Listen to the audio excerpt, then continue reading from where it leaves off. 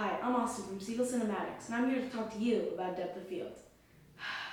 Depth of field. You've probably heard of it, but do you really know what it is and how it works? Well, I'm here to help you. Depth of field is how much is in focus. No, not what is in focus, how much is in focus. That's important. So a deep depth of field has more in focus, while shallow depth of field has very little in focus.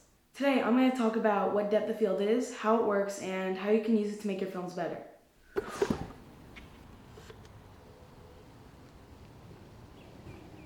Distance. It affects depth of field. If the subject is close, then the depth of field will be shallow. While if the subject is far and broad, then the depth of field will be very deep. Lenses. What would we do without them? They focus, some zoom, and maybe even decide how much light gets in. More on that later. Let's talk about focal length. It's basically a fancy filmmaker term for how zoomed in a shot is.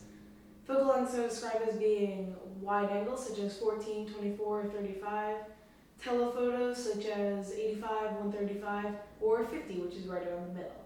The wider the lens, the deeper the depth of field. It's simple as that.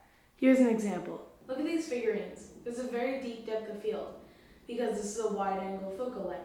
However, if I were to zoom in, then the focal length would become greater, more telephoto, and the depth of field would be much shallower.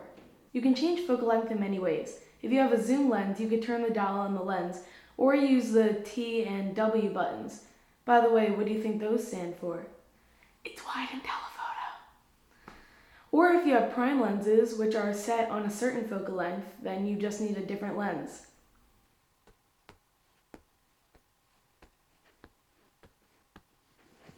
Aperture is the amount of light that comes through the lens and into the camera, and just like focal length, we can modify it too.